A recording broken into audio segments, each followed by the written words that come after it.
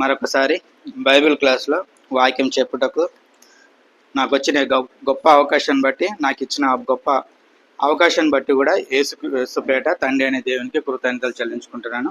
అదేవిధంగా కూడొచ్చిన మీ అందరికీ కూడా యేసుపేట వందనాలు చెల్లించుకుంటున్నాను. ఈరోజు నేను తీసుకున్న అంశం ఏంటంటే ధనం విషయంలో మనం చూస్తున్నాం. ఈ ధనం విషయంలో మనం చూసినట్టయితే ఒకవేళ మన దగ్గర చాలా డబ్బు ఉంది అనుకోండి, మనం ఏం చేస్తామంటే ఈ లోక సంబంధ విషయాల్లో మనము కొనగలం, ఏదైనా మనం తీసుకోగలం అని చూస్తున్నాం. ఒకవేళ మనది ఎక్కువ డబ్బు ఉంది అనుకోండి, మనం ఎక్కువ ఆస్తి కొనగలము.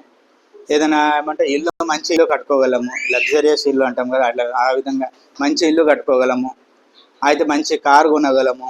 మనం జీవించే విధానం కూడా ఎట్లా అంటే గొప్పగా చూపించుకునే విధంగా మనము రెడీ అయ్యేసి మనము ఏమంటారు ఉండేలాగా మనం ఏం చేస్తామంటే, మనం ఒకవేళ మన డబ్బు ఉంటే మనం ఈ లోక సంబంధ విషయంలో మనము ఎన్నో విధాలుగా మనము ఏమంటారు లగ్జరీస్గా మనము బ్రతకొచ్చు అని మనం చూస్తున్నాం. కానీ అది ఎంతవరకు మాట్లాడుతూ చూసినట్టయితే ఈ లోక సంబంధం మట్టికే మనము ఆ విషయంలో మనం చూస్తున్నాం. ఇక్కడ చూసినట్టయితే మనము ఒకవేళ బైబిల్ ప్రకారం కూడా చూసినట్టయితే ధనము అనేది ఏం తప్పు కాదండి. ధనం సంపాదించడం కానీ, ధనం అనేది బైబిల్ ప్రకారం ఏం తప్పు కాదు, ధనం సంపాదించడము. కానీ దాని వెనుకలో ఉన్న ఉద్దేశము చాలా జాగ్రత్తగా ఉండాలి. దాని వెనుకలో ఉన్న ఉద్దేశం బట్టి అది ఏమవుతుందంటే అది ధనం అనేది వేరే విధంగా ఉపయోగపడే విధంగా మనం చూస్తున్నాం. ఎందుకంటే మనం చూసినట్టయితే బైబిల్లో చూసినట్టయితే మనము పాత నిబంధనలో కానీ కొత్త నిబంధనలో కానీ చూసినట్టయితే ఎవరంటే విశ్వాసులు అనేకమైన విశ్వాసులు వాళ్ళు ధనవంతులే ఉన్నారు. అబ్రహాము చూసినట్టయితే ఆయన ధనవంతుడే కాదండి, ఆయన ధనవంతుడే. మళ్ళీ చూసినట్టయితే దావీదు ఆయన ఏమంటాడు, ఒక గొర్రెల కాపరి నుండి దేవుడు ఆయన ఎంతవరకు తీసుకోపోయాడు, ఒక రాజుగా తీసుకోపోయాడు. అంటే దేవుడు ధనం ఇచ్చాడు కదా ఆయనకు ఆ ధనము ఆయనకి ఇచ్చాడు కాబట్టి ఆయన రోజు ఎప్పుడంటే ఒక రాజుగా ఉన్నాడు. అదేవిధంగా చూసినట్టయితే ఆయన కొడుకు సలోమాను, ఆయన కూడా ఎంత అంటే ఆయన అయితే పుట్టినప్పటి నుంచి ఆయన అంటారు, కొంతమంది ఇంగ్లీష్లో అంటారు అంటే బార్న్ విత్ గోల్డెన్ స్పూన్ అంటారు. అంటే ఎట్లా అంటే పుట్టినప్పటి నుంచి ఆయన బంగారు స్పూన్తో తినే దాంట్లో పుట్టాడు. ఆయన సంపాదించింది ఏం లేదు, కానీ ఆయన తండ్రి నుంచి ఆయనకు వచ్చింది. కానీ ఆయన చూస్తే ఆయన కూడా ఒక గొప్ప ధనవంతుడే అని మనం చూస్తున్నాం. అయితే మనం చూసినట్టయితే అదే విధంగా ఇంకా చాలా మంది చూస్తాం. మళ్ళీ అదే విధంగా యోబు చూస్తాం. యోబు చూసినట్టయితే ఆయన ఉన్న ప్రదేశంలో అంటే ఉత్తర దిక్కున్న అక్కడ ఉన్న జనులు అంట ఆయన అందరికంటే గొప్పవాడంట, ఆయన అందరికంటే ధనవంతుడంట. అంటే దేవుడు ధనం విషయంలో ఆయన దేవుడు మీరు సంపాదించుకోదనేసి చెప్తలేడు. లేదా ధనము ఏమంటారు ధనం ఉంటే మీరు పాపంలో ధనం ఉంటే మీరు పాపులు అనేసి బైబిల్ ఏం చెప్తలేదు. కానీ ఇక్కడ చూసినట్టయితే దాని వెనకలు ఉన్న ఉద్దేశం బట్టి అక్కడ ఏమవుతుందంటే అక్కడ మారిపోతుందని మనం చూస్తున్నాం. ఒకవేళ మనం చూసినట్టయితే మొదటి తిమోతి 6వ అధ్యాయం 10వ వచనంలో మనం చూసినట్టయితే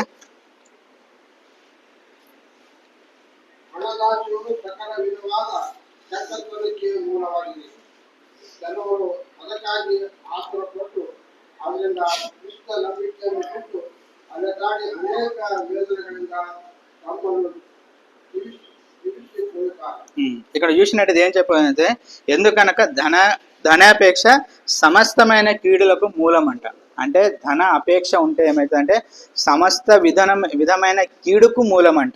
ఈ కీడు వల్ల ఏమవుతుందంటే కొంతమంది ఆశించి విశ్వాసం నుండి తొలగిపోయారంట. అంటే విశ్వాసం నుండి తొలగిపోయారంటే వారు ముందు విశ్వాసంలో ఉన్నవారే, దేవుని ఎడల విశ్వాసం కలిగిన వారే. కానీ వారు ఏం చేస్తారంటే ధనాపేక్ష వల్ల వాళ్ళు ఏమైందంటే ఆ విశ్వాసం నుండి తొలగిపోయినట్టు మనం చూస్తున్నాం.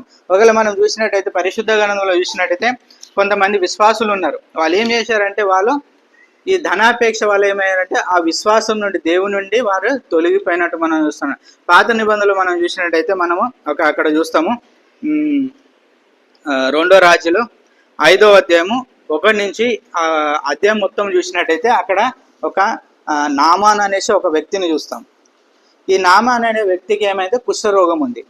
ఈయనకు కుష్ఠరోగం ఉన్నప్పుడు ఏం చేస్తాడంటే ఆ కుష్ఠరోగము పోగొట్టుకోవడానికి ఆయన చాలా డబ్బు ఖర్చు పెట్టాడు, చాలా విధంగా ప్రయత్నించాడు.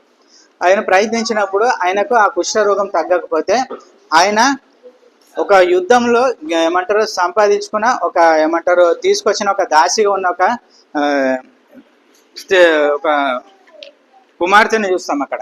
ఆమె ఏం చేసిందంటే, ఇగో మీరు ఏమో చేస్తారంటే ఎలీషా అనే ఒక ప్రవక్త ఉన్నాడు, ఆయన దైవ భక్తుడు, ఆయన దగ్గరికి వెళ్ళండి మీకు ఈ రోగము స్వస్థపరుస్తుంది అని చెప్పినప్పుడు ఆయన ఏం చేశాడంటే ఆమె యొక్క మాట విని ఏం చేశాడంటే అక్కడ ఎలీషా వద్దకు వెళ్ళాడు.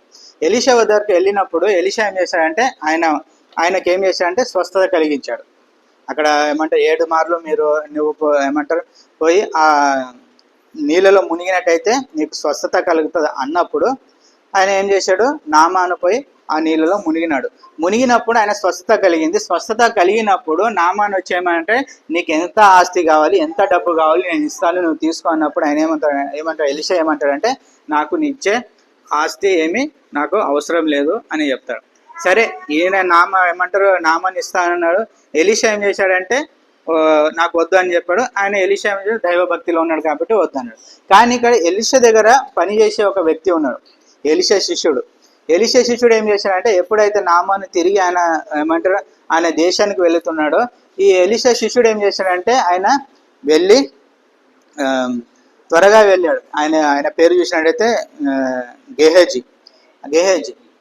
గేహేజీ ఏం చేశాడంటే ఆయన ఏం చేశాడు త్వరగా ఆయన ఏం చేస్తాడు వాళ్ళు వెళ్ళేటప్పుడు ఆయన వాళ్ళ దారికి వెళ్ళాడు. దారికి వెళ్ళి ఏమనంటే ఇగో మా ఎలీషా ప్రవక్త దగ్గర ఆయనకు తెలిసిన 2 వ్యక్తులు వచ్చారు కాబట్టి వాళ్ళ కోసము కొంచెము డబ్బులు, నాకు కొంచెం డబ్బులు కావాలి, వస్త్రాలు కావాలి అనేసి ఏం చేశాడంటే ఆయన దగ్గర అడిగి తీసుకొని వెళ్ళినట్టు మనం చూస్తున్నాం. ఎప్పుడైతే తీసుకొని వెళ్ళేసి మన ఇంటి దగ్గర ఆయన దగ్గర పెట్టుకొని మళ్ళీ ఎలీషా దగ్గర వచ్చినప్పుడు ఎలీషా అంటాడు నువ్వు ఇందాక ఎక్కడ పోయినా అంటే లేదు నేను ఇక్కడే ఉన్నట్టు అయినా మాట చెప్తాడు. కానీ అక్కడ చూసినట్టయితే ఆయన ఎలీషా ఏమంటాడంటే నీవు ధనాపేక్షకి నువ్వు ఎందుకు తెచ్చుకున్నావు అనేసి మాట అన్నప్పుడు ఆయన ఏం చేస్తాడంటే సరే నువ్వు చేసిన తప్పును బట్టి ఆయన ఏం చేస్తాడంటే ఆయనకు ఒక శిక్ష కలిగినట్టు మనం చూస్తున్నాం. ఏంటంటే ఆయనకు ఎవరికైతే నామకు ఏ కుష్ఠరోగి అయితే కుష్ఠం అయితే ఉన్నదో అదే కుష్ఠంతో నువ్వు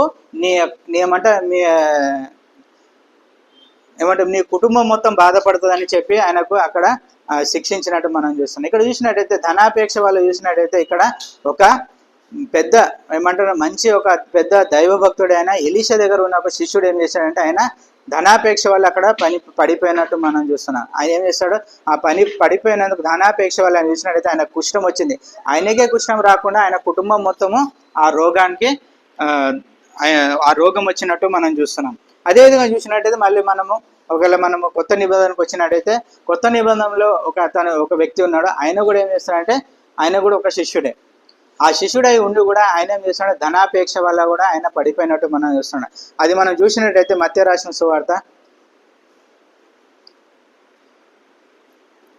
అది 26వ అధ్యాయము 15వ వచనంలో మనం చూసినట్టయితే అక్కడ ఒక వ్యక్తిని మనం చూస్తాం. ఆ వ్యక్తి ఎవరంటే 12 మంది శిష్యులలో ఎవరైతే యేసుక్రీస్తు వారు 12 మంది శిష్యులు నేర్చుకున్నాడో ఆ 12 మంది శిష్యులు యూదా అనే ఒక శిష్యుడుని మనం చూస్తున్నాం.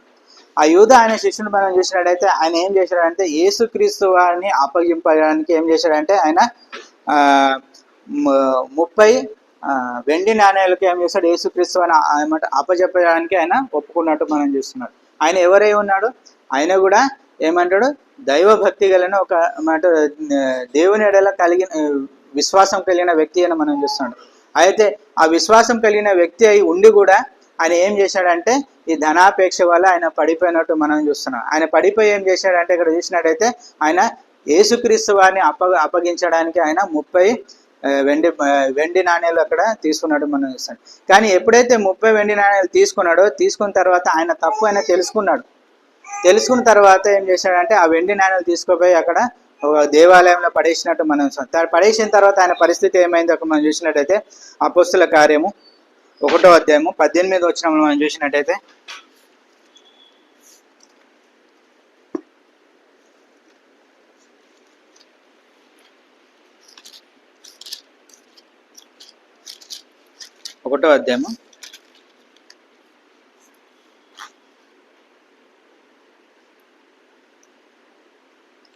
ఈ యూదా ద్రోహము వలన సంపాదించిన రొక్కలనిచ్చి ఒక పొలము కొనెను. అతడు తలకిందుల పడి నడిమికి బద్దలైనందున అతని పేగులన్నీ బయటికి వచ్చాను. ఇక్కడ చూసినట్టయితే ఇక్కడ దైవభక్తి గల ఒక వ్యక్తి కూడా ఏం చేశాడంటే ఏమంటారు, డబ్బు విషయంలో ఆయన ఏం చేస్తాడు, ధనాపేక్ష విషయంలో పడిపోయి ఇక్కడ చూసినట్టయితే ఆయన చనిపోయినట్టు మనం చూస్తున్నాం. కాబట్టి ఇక్కడ చూసినట్టయితే అందుకోసం అక్కడ ఏం చెప్పాడు, ధనాపేక్ష అన్ని ఏమంటారు, ధనాపేక్ష అన్ని సమస్తమైన కీడుకు మూలం అనేది చూస్తున్నాం.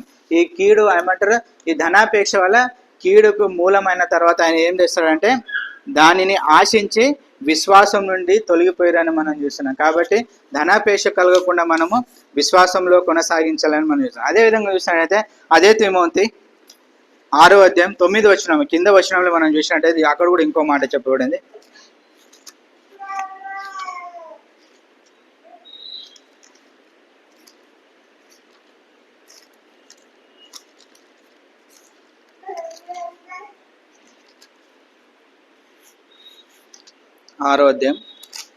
మొదటి తిమోతి 6వ అధ్యాయం 9వ వచనం.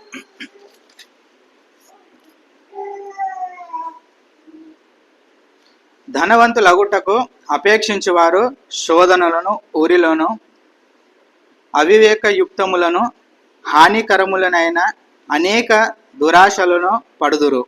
అట్టివి మనుషులను నష్టంలోను, నాశనంలోను ముంచివేయరు. ఇక్కడ చూసినట్టయితే ధనము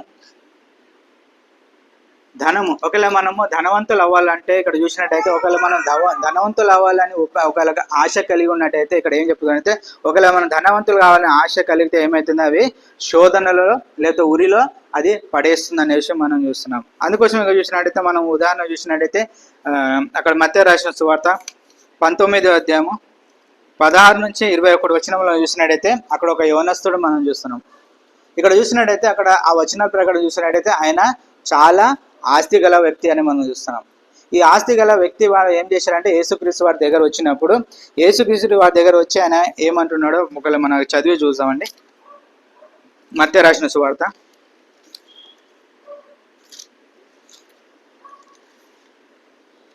19వ అధ్యాయం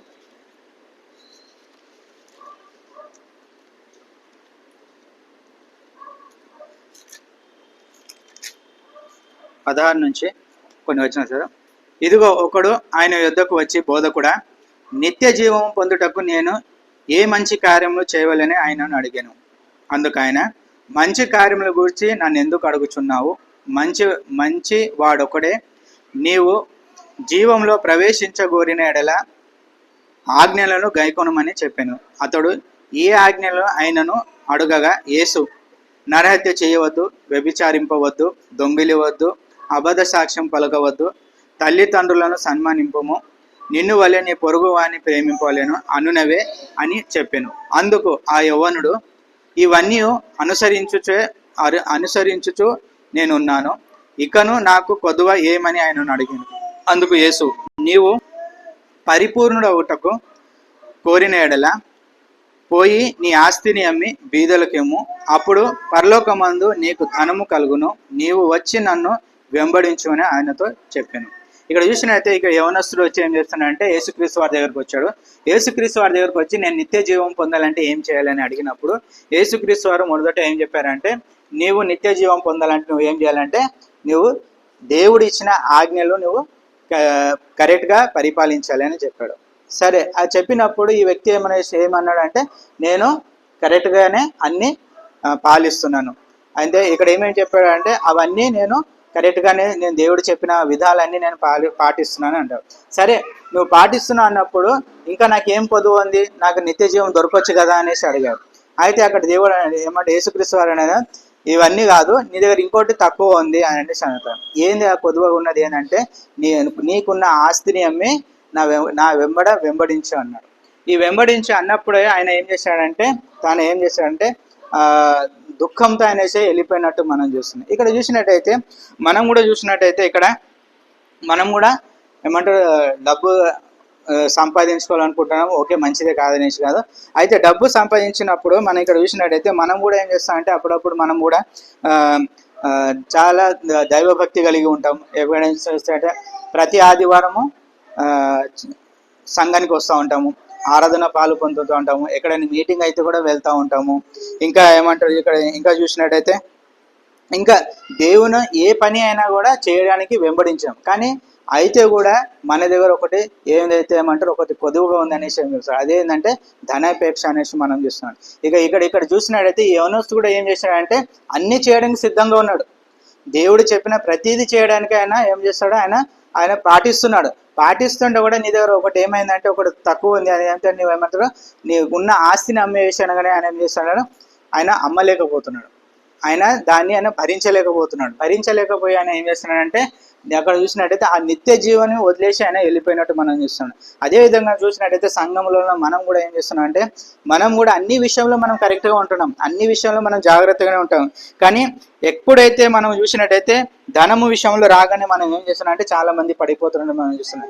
ఒకవేళ మనం ఉదాహరణ చూసినట్టయితే ఆదివారం రోజు ఎక్కడైనా పని ఉందంటే మనం ఏం చేస్తున్నాం అంటే ఒక 100 రూపాయలు ఎక్స్ట్రా ఎక్కువ వస్తుందంటే మనం ఏం చేస్తున్నాం అంటే ఆరాధన కార్యక్రమం మనము వదిలేసుకుంటున్నాం. వదిలేసి ఏం చేస్తున్నాం అంటే ఆ ధనేపేక్ష వల్ల అంటే ఆ ధనము సంపాదించుకోవడానికి మనం ఏం చేస్తున్నాం అంటే ఇది మనం నిత్య జీవము వదిలేసుకుంటున్నాం. కాబట్టి ఇక్కడ చూసినట్టయితే మనము ఆ విధంగా ఎట్లా అంటే ఈ ధనాపేక్ష లేకుండా మనం ఏం చేయాలంటే నిత్య జీవ కోసం మనము పోరాడాలని మనం చూస్తున్నాం. ఎందుకంటే ఇక మనం చూసినట్టయితే దేవుడు ఏమంటే దేవుడు మనల్ని ప్రేమిస్తున్నాడు, మనల్ని ఇష్టపడుతున్నాడు అంటే మనకు ఏదైనా కానీ ఇవ్వడానికి అయినా రెడీగా ఉన్నాడు. మనం చూసినట్టయితే మనం చూసినాం మత్తయి రాసిన సువార్త 6వ అధ్యాయం 31-33 వచ్చినాం. మనం చూసినట్టయితే అక్కడ మనము మత్తయి రాసిన సువార్త 6వ అధ్యాయము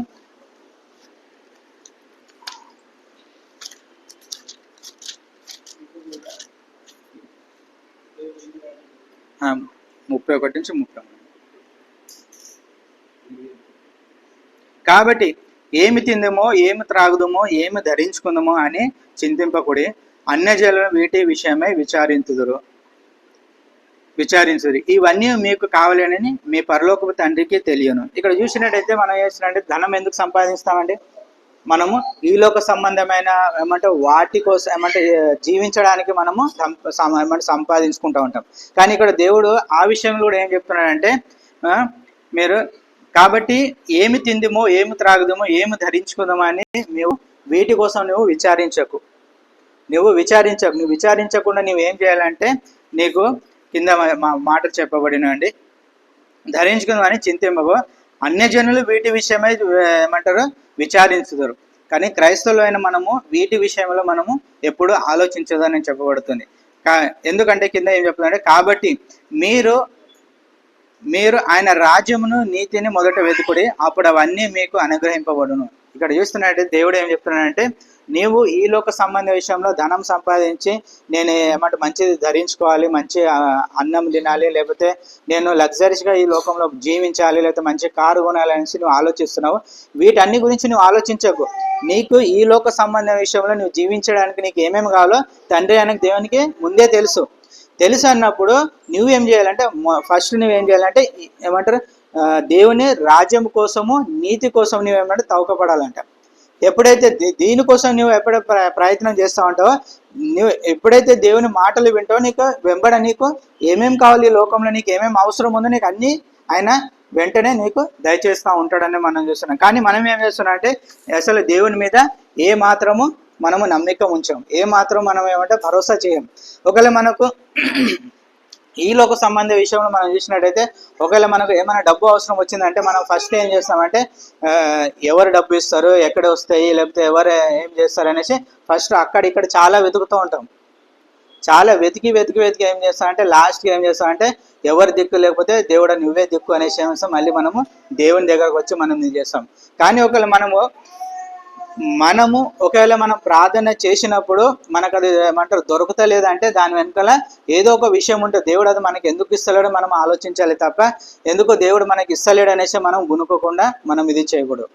ఒకవేళ మనం ఇక్కడ క్లియర్గా ఏం చెప్పబడుతుంది, మొదట నువ్వు దేవుని రాజ్యము నీతిని మొదట వెతుకు, నీకు ఏమేమి కావాలో నీకు కంపల్సరీ అన్నీ ఇస్తా అని చెప్తున్నాడు. కాబట్టి మనం చూసినట్టయితే మనం ఏమిస్తాం, నమ్మకం లేకుండా ఈ లోకమైన ఏమంటారు ఏమైనా సమస్య వచ్చినట్టయితే మొత్తం ఈ లోకం మొత్తం తిరుగుతాం. ఎప్పుడైతే మనకు దొరకలేదో అప్పుడు ఏం చేస్తామంటే దేవుని దగ్గరకు వచ్చి నీవే దిక్కు అనేసి మనము చూస్తూ ఉంటాం. కాబట్టి మనం చూసినట్టయితే ఒకవేళ మనకు వచ్చిన ప్రాబ్లమ్ దేవుని ఎదుట పెట్టినామంటే అది కంపల్సరీ అది సాల్వ్ అవుతుంది. ఒకవేళ సాల్వ్ అవ్వట్లేదంటే దాని వెనుక ఏదో ఒక రీజన్ ఉంటుంది. ఆ రీజన్ మనం అక్కడ అర్థం చేసుకుంటే మనము దేవుని అడుగుజాడలు మనము నడవచ్చు అని మనం చూస్తున్నాం. అదేవిధంగా చూసినట్లయితే ఇదే మత్తయి రాసిన సువార్తల 6వ అధ్యాయం 26వ వచనం కూడా ఇంకో మాట చెప్తున్నాడు.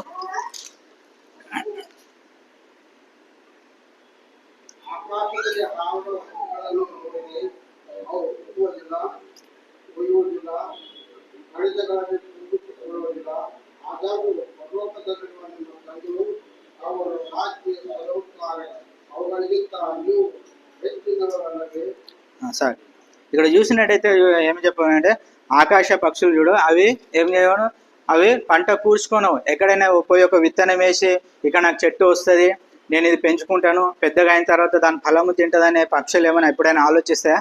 అవి ఆలోచించవండి.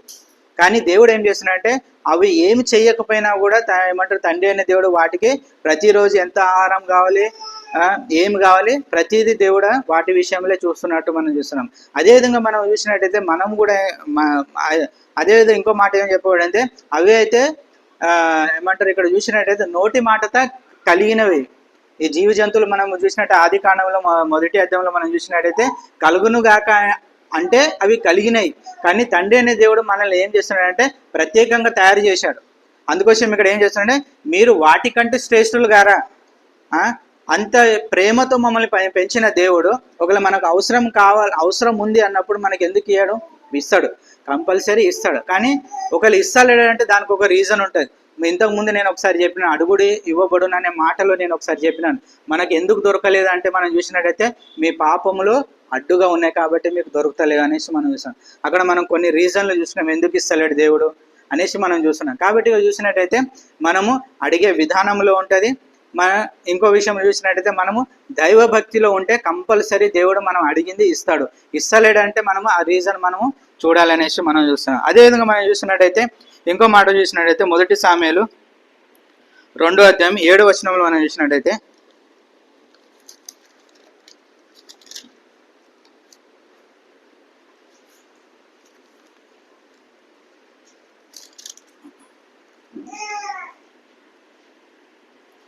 యెహోవా దారిద్రమును ఐశ్వర్యమును కలుగజేయువాడు.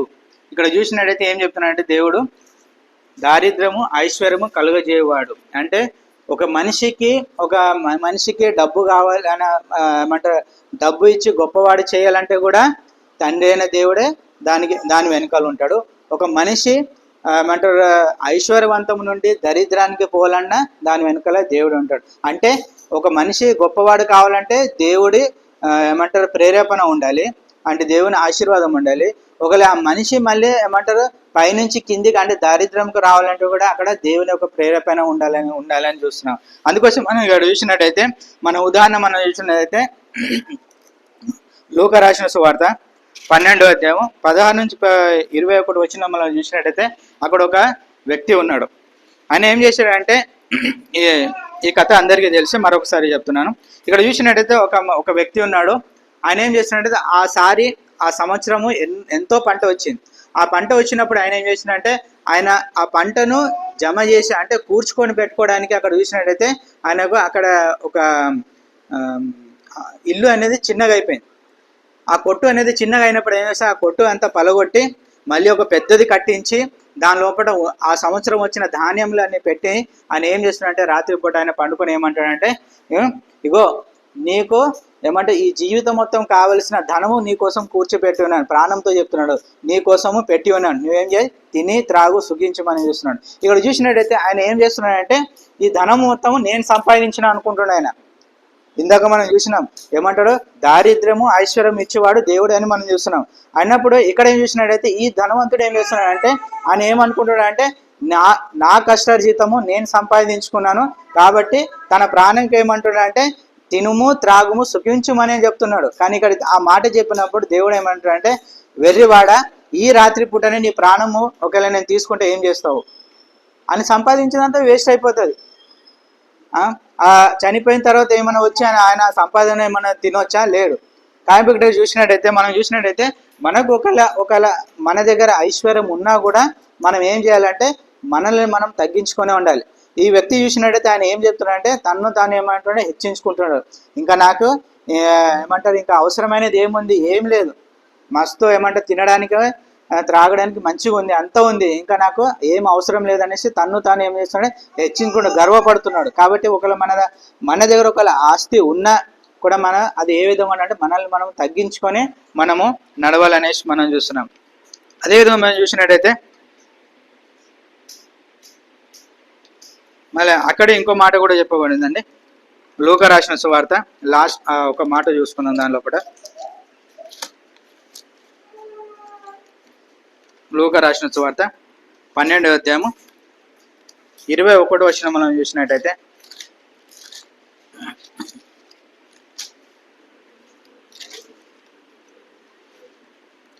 దేవుని ఎడల ధనవంతుడు కాక తన కొరకై సమకూర్చుకున్నవాడు అలాగనే ఉండునని చెప్పాను. ఇక్కడ చూసినట్టయితే ఏం చెప్తున్నానంటే దేవుని కోసమే మనము దేవుని ఎడల ధనవంతుడు కావాలి. మనము దేవుని ఎడల ధనవంతుడు కావాలి, కానీ ఈ లోక సంబంధ విషయంలో మనుషుల కోసం మనము ధనవంతులు కాకూడదు. ఆ ధనవంతుడు కింద ఏం చెప్పాడంటే కాక తన కొరకే సమకూర్చుకున్నవాడు అలాగునే ఉండునని చెప్పాను. అలాగునే అంటే ఇంతకుముందు మనం చూసిన ధనవంతుడు ఏ విధంగా తను తాను హెచ్చించుకున్నప్పుడు దేవుడు ఏమంటాడు, ఈ రాత్రి పూట నీ ప్రాణం పోతే నీవు సంపాదించుకుంటే కూడా ఏం లాభం అనేసి చెప్పి ఉన్నాడు. అదేవిధంగా మనం చూసినట్టయితే ఇక్కడ ఏం చెబుతుండే, మనం ఒక ధనం సంపాదించుకోవాలంటే ఏం చేయాలంటే దేవుని ఎడలే మనము ధనం సంపాదించుకోవాలని మనం చూస్తున్నాం. అదేవిధంగా మనం చూసినట్టయితే ప్రసంగి 5వ అధ్యాయము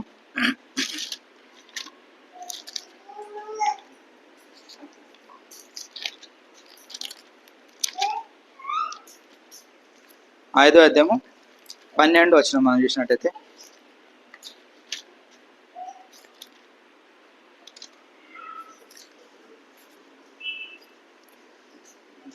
కష్టజీవులు కొద్దిగా కష్టజీవులు కొద్దిగా తినను ఎక్కువగా తినను సుఖనిద్ర నొందుదురు. అయితే ఐశ్వర్యవంతులకు తమ ధన సమృద్ధి చేత నిద్ర పట్టదు.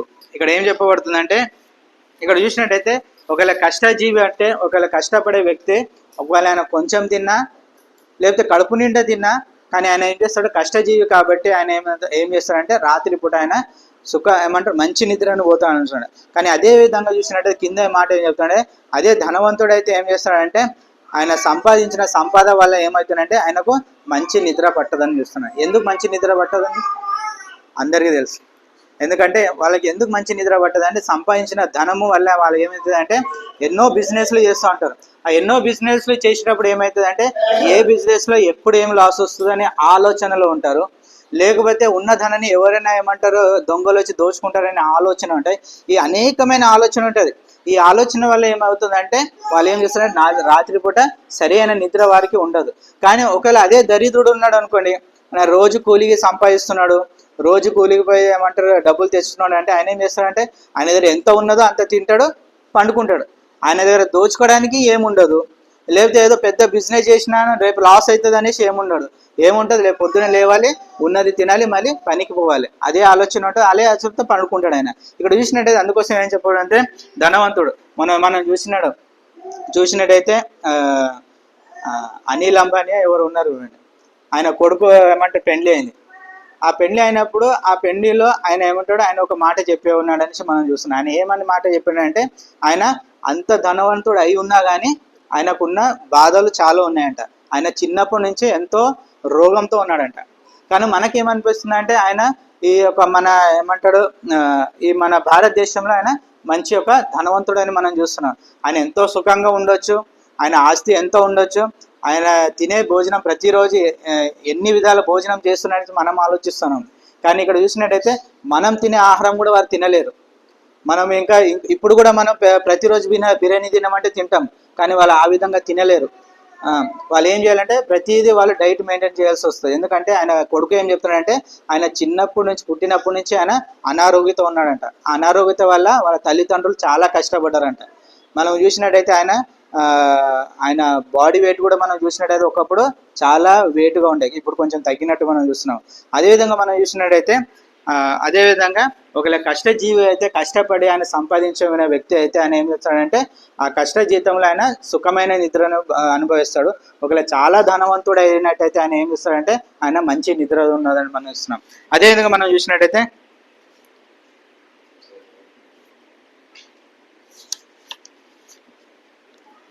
మనం చూసినట్టయితే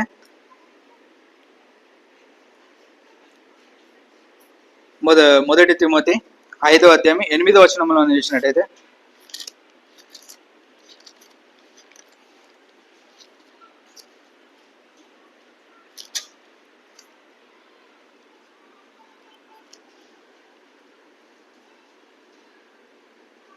ఎవడైనాను స్వకీయులను విశేషంగా తన ఇంటి వారిని సంరక్షింపకపోయినాడలా వాడు విశ్వాస త్యాగము చేసిన వాడై ఆ విశ్వాసి కన్నా చెడ్డవాడై ఉండును. ఇక్కడ ఏం చెప్తబడుతుందంటే మనం ఏం చెప్పాలంటే ఇప్పటిదాకా మనం చూసిన కష్టజీవులు ఏ విధంగా ఉంటారో మనం చూస్తాం.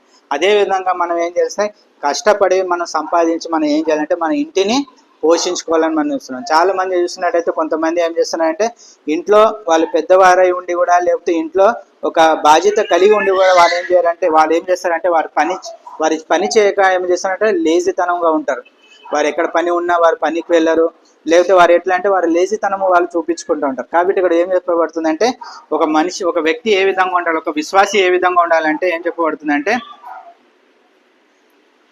ఎవడైనాను స్వకీయులను విశేషంగా తన ఇంటి వారిని సంరక్షింపకపోయినాడలా వాడు విశ్వాస త్యాగము చేసిన వాడే ఆ విశ్వాసి కంటే చెడ్డవాడైన.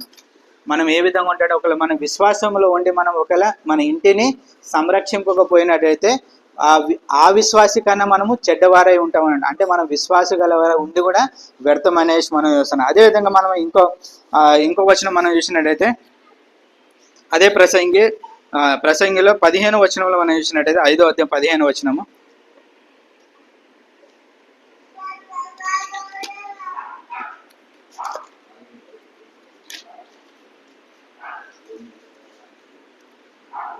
వాడు ఏ ప్రకారముగా తల్లి గర్భం నుండి వచ్చినో ఆ ప్రకారమునే తాను వచ్చినట్లే దిగంబరిగానే మరల పోవును. తాను ప్రయాసపడి చేసుకొనిన దానిలో ఏదైనాను చేత కొనిపోడు. ఇక్కడ చూసినట్టయితే ఏం చెప్పబడుతుందంటే మనము ఏ విధంగా మనము తల్లి గర్భం నుండి వచ్చినామో అదే విధంగా మనము చనిపోయినప్పుడు తిరిగి అదే విధంగా వెళ్తామన్నట్టు మనం చూస్తున్నాం. కాబట్టి ఇక్కడ చూసినట్లయితే మనం ఈ లోక విషయంలో మనం ఒకవేళ సంపాదించినా అది వ్యర్థమైన మాట చూస్తున్నాం. ఒకవేళ మనం చూసిన ఇప్పటిదాకా ఏమంటే ధనవంతుడు ఆయన అంతా సంపాదించుకున్న తర్వాత ఆయన చనిపోయాడంటే ఏం చేస్తాడంటే అవన్నీ ఈ లోకంలోనే వదిలిపెట్టి ఏ విధంగా తల్లికి గర్భం నుండి వచ్చినాడో అదే విధంగా మళ్ళీ ఆయన చనిపోయినప్పుడు అదే పరిస్థితి ఉన్నట్టు మనం చూస్తున్నాం. కాబట్టి మనం చూసినట్టయితే మనము ఒకవేళ సంపాదించినట్టయితే మనము మన కష్టంతో సంపాదించి ఇంటిని మనము అంటే చూసుకోవాలనేసి మనం చూస్తున్నాం. అదేవిధంగా మనం చూసినట్టయితే అదేవిధంగా మనము సరే ఈ లోక సంబంధ విషయంలో సంపాదించుకున్నట్టయితే మనము ఏమంటారు పాపంలో పడిపోయే అవకాశం ఉందని మనం అందుకోసం మనం చూసినట్టయితే మనము దేవుని ఎడల మనము ధనం సంపాదించుకోవాలని మనం చూస్తున్నాం. మత్తయి రాసిన సువార్త 6వ అధ్యాయము 19వ వచనంలో చూసినట్టయితే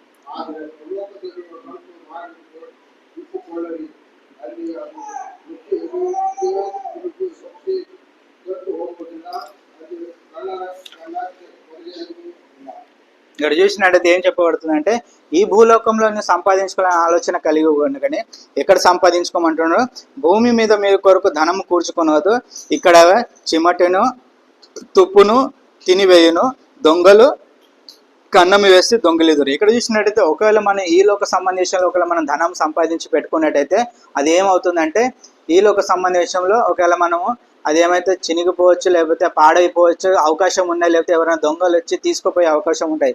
కాబట్టి విశ్వాసులమైన మనం ఏ విధంగా ధనం సంపాదించుకోవాలంటే అది పరలోక సంబంధమైన ధనము సంపాదించుకోవాలని మనం చూస్తాం. ఒకవేళ మనం పరలోకమైన ధనము సంపాదించుకున్నట్టయితే అది ఎక్కడ ఉంటుందండి? దేవుని దగ్గర ఉంటుంది. దేవుని దగ్గర ఉంటే అక్కడ ఎవరైనా దొంగ పోయి దోచుకునే అవకాశం ఉంటుందా? లేదు. లేకపోతే ఏదైనా పురుగులు పోయి తినేసే పాడు చేసే అవకాశం ఉంటుందా? లేదు.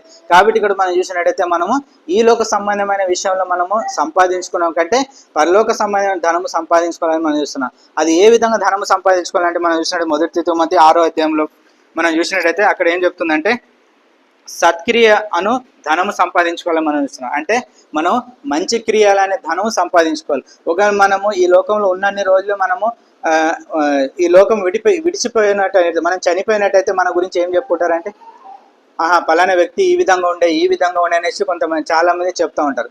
ఒకవేళ మనము నీతి క్రియలతోటి ఈ లోకంలో మనం జీవించినట్టయితే ఒకవేళ మనం చనిపోతే ఏం చెప్తారంటే వాళ్ళు, అరే ఆయన పలానా వ్యక్తి మంచిగా ఉండే, ఇక ఆయన దైవ భక్తిలో ఉండే అనేసి చెప్పుకునే అవకాశం ఉంటుంది. ఒకవేళ మనం ఆ విధంగా ఉండకపోతే ఏం చేస్తాడు, ఆయన చాలా చెడ్డవాడు అనేసి చెప్పుకుంటాడు. కాబట్టి ఇక్కడ ఏం చేస్తున్నారంటే మన ధనం ఏ విధంగా ఉండాలంటే సత్క్రియ అను ధనము మనము సంపాదించుకోవాలనేసి మనం చూస్తున్నాం. అంటే మంచి క్రియలు అంటే మనం చూసినట్టయితే మంచి క్రియలు అంటే ఏదో ఏమంటారు బీదలకు ఏమంటారు సాయం చేయడం అది కాదండి.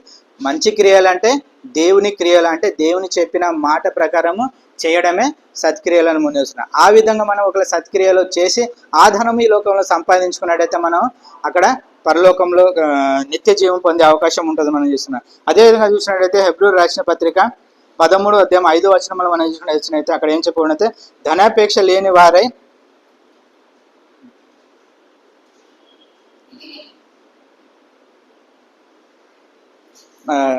హెబ్రీయులకు రాసిన పత్రిక 13వ అధ్యాయం 5వ వచనం మనం చూసినట్టయితే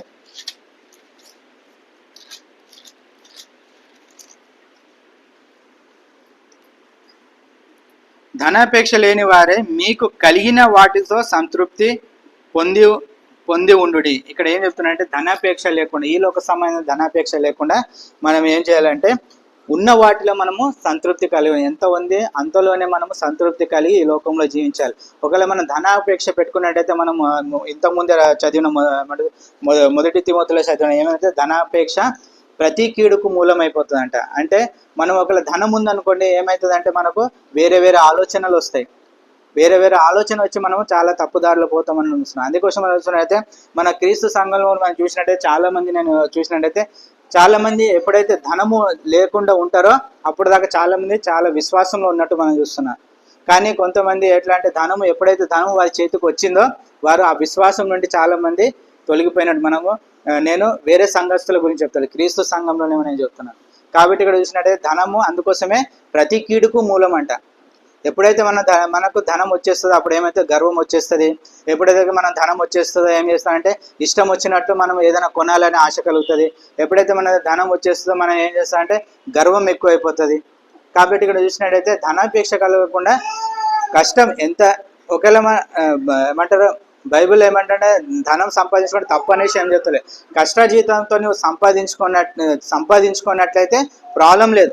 అది ఏ విధంగా ఉపయోగించుకోవాలో నీకు ఆలోచన వస్తుంది, అదే సరైన విధంగా ఉపయోగించుకోవడం. ధనాపేక్ష ఏంటంటే మనము త్వరగా గొప్ప వాళ్ళు కావాలి, లేకపోతే ఎక్కువ సంపాదించుకోవాలని ఆశ కలిగిందంటే ఏమైతే దొంగతనం చేసే అవకాశం ఉంటుంది, లేకపోతే ఒకరిని మోసం చేయాలనే ఆలోచన వస్తుంది. ఇవి ఉంటాయి. ఎప్పుడైతే ధనాపేక్ష కలుగుతుందో ఇవన్నీ చేయాలనే ఆలోచన వస్తాయి. ఎప్పుడైతే అవి చేస్తో మనము పాపంలో పడిపోయే అవకాశం ఉంటుంది నేను చూస్తున్నాను. అదేవిధంగా మనం చూసినట్టయితే మన క్రీస్తు సంఘంలో కూడా మనం చూసినట్టయితే ఎప్పుడైనా చాలా మంది ఎప్పుడు కూడా ఏమంటారు ఎవరైనా ఏమంటారు బయట వాళ్ళు వచ్చి ఇస్తారేమో అనేసి చాలా మంది ఆశ కలిగి ఉంటారు.